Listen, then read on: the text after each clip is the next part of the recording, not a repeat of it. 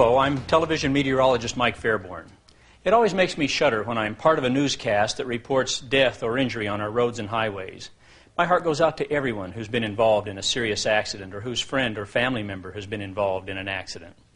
You're probably well aware that a common response to a serious accident is a request for a stop sign, yield sign, or a lower speed limit sign at the accident site. Intuitively, that seems like a reasonable response, and it is the right response for some intersections. But this research report from the Federal Highway Administration shows that trying to increase the amount of control at an intersection with signs usually doesn't bring about the desired results. In fact, the report shows that intersections with no control and those controlled by yield signs actually had lower accident frequencies than those controlled by stop signs. Determining the best type of traffic control for a given intersection or street is one of the most complex tasks faced by our public traffic and highway engineers. But through many decades of research and experience, engineers have developed reliable methods for controlling traffic on our streets and roads. I'd like to show you how they go about it. One thing engineers have learned is that they need to consider the entire system of streets and roads rather than just a single intersection. That's because traffic control in one location affects many nearby locations. The watchword has to be consistency from location to location. If similar intersections are controlled the same way as with the stop signs we see here, and stretches of road with similar characteristics have the same speed limits, then drivers can develop consistent habits. Drivers' expectations about the road ahead are based on their entire history of driving experience.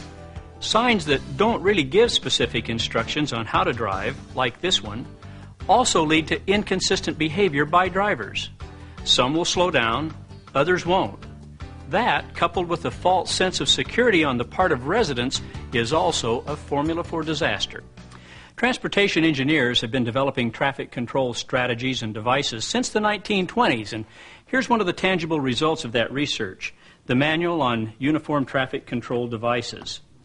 It's issued by the Federal Highway Administration and serves as a national standard. Like many states, Minnesota has its own version of the manual, tailored to our specific laws and needs, but reflecting the national recommendations. The standards in the Minnesota manual are applicable to all state and local roads, including those controlled by local governments. It's because engineers in every state use essentially the same guidelines that we encounter consistent traffic control strategies incorporating the same signs used the same way nationwide. While the manual helps to achieve consistency, it's important to realize that the manual can't possibly show how to deal with every real-life situation.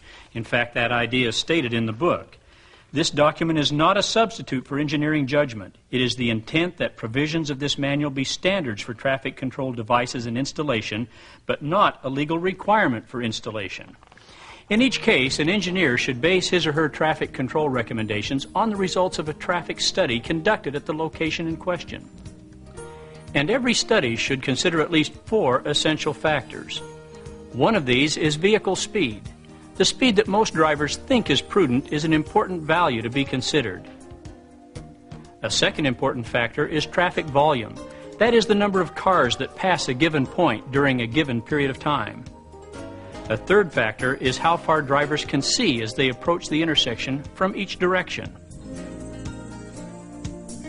Finally, engineers must take accident history into account. They get that information from maps like this showing accidents over an entire jurisdiction and from diagrams like this that show the locations and key facts for accidents that have occurred at a specific site. Everyone will benefit if the traffic control decisions are made consistently and on the basis of sound engineering research.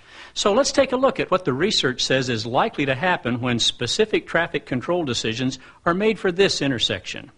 For example, let's say that in response to requests by neighbors, stop signs are installed at this intersection.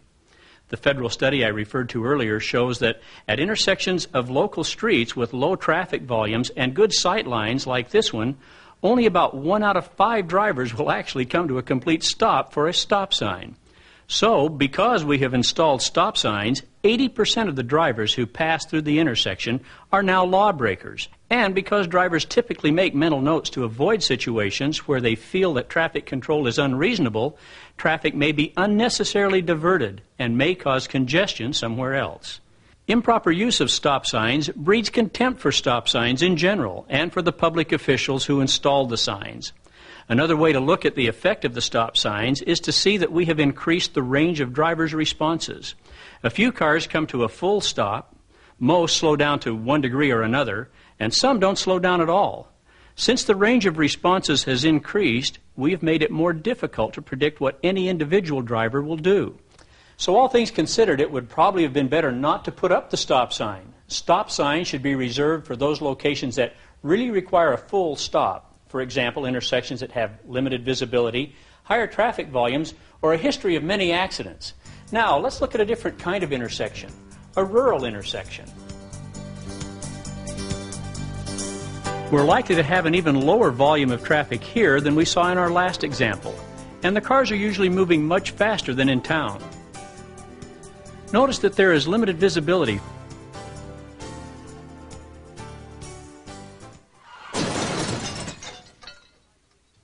Because of the high vehicle speeds, an accident here is likely to result in heavy damage and severe injuries.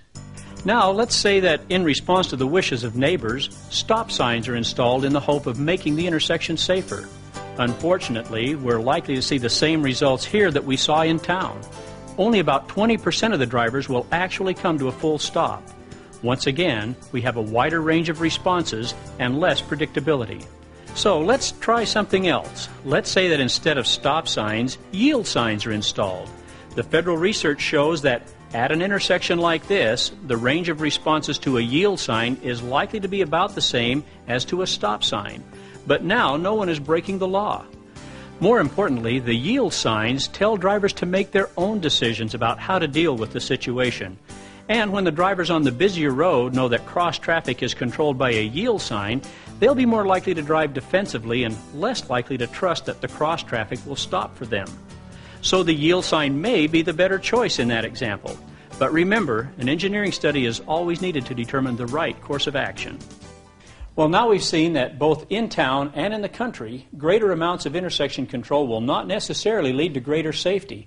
So what will lead to greater safety? Well, I want to arrive at a clear conclusion on that issue.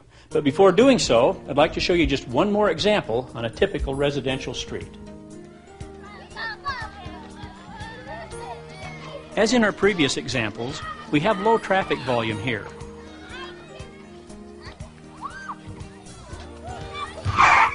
We can all understand why there might be an urgent request from neighbors to install a lower speed limit sign here. But once again, let's look at the likely outcomes if such a sign is installed. Whether we like it or not, research shows that setting a limit lower than the speed most drivers consider reasonable only leads to non-compliance by most drivers. So once again, we'll have a wider range of responses and less ability to predict the behavior of any given driver. At the same time, once the sign is in place, residents are likely to develop a false sense of security. This is undoubtedly not the outcome residents had in mind when they asked for the lower speed limit sign.